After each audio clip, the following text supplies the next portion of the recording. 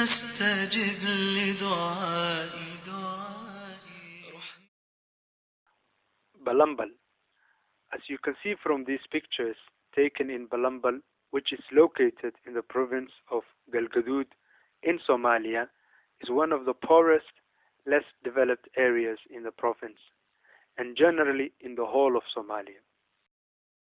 People have been migrating to this area since the 50s due to its richness in water, which it lacks now, as is seen from these footages.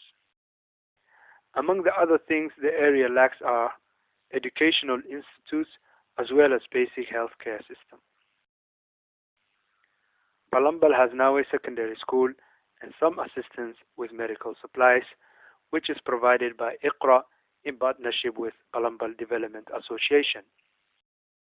As you can see from the previous footages and the ones to come, this area is in dire need of assistance.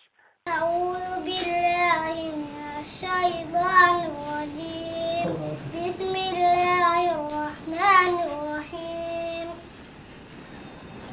سبح اسم ربك الأعلى الذي خلق فسوى والذي قدر فهدى والذي أخرج المرعى فجعله قصاء نحوا فنخرجك فلا تنسى إلا ما شاء الله إنه يعلم الجهر وما يخشى ونيسرك لليسرى فذكر إن نفعت الذكرى سيذكر من يخشى ويتجنبها الأشقى الذي يصلى النار الكبرى ثم لا يموت فيها ولا يحيا قد أفلح من تزكى وذكر اسم ربه فصلى بل تكثرون الحياة الدنيا والآخرة خير وأبقى إن هذا لفي الصحف الأولى صحف إبراهيم وموسى. صدق الله العظيم. صدق الله العظيم. ما شاء الله. أعوذ بالله من الشيطان الرجيم. بسم الله الرحمن الرحيم. ولا ليال أنا وحان هاي أرضي عندلا بين عندلا وحان هاي markay goor waxaan joogi jiray baadiyaan joogi jiray wax badan baan baadiyo joogi jiray wax badan baan hadana yan jeel ah waxba ma aqoon waxna ma qori jirin wax ilaa waqtiina ma aqoon waxna ma aanan qori jirin markii hore ma haddaas waxaa iskale walaalahaya noo furay kulleejkan waxbarashada na siiyay iyagana khayr Allah ha siiyo waa u ducaynaynaa dhammaantana annagana waxaan كبرنا أبسط برارجينا أنا نضيع برشدنا وأنا كفاية سنة إن شاء الله فدي الله. بسم الله الرحمن الرحيم. والله لما توهن سلام أنا والله محمد فرح حسن من بعد السلام. وكلمة بديل. مركب وحبرشد إذا أنا وحنا قلنا هدرنا أنا سوا.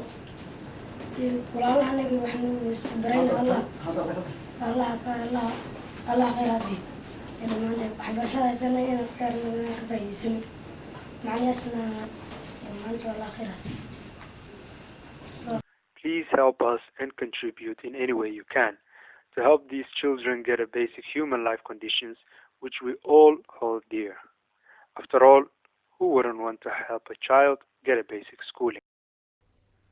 مثل الذين ينفقون أموالهم في سبيل الله كمثل حبة أنبتت 7 سنابل في كل سنبلة 100 حبة والله يضاعف لمن يشاء والله واسع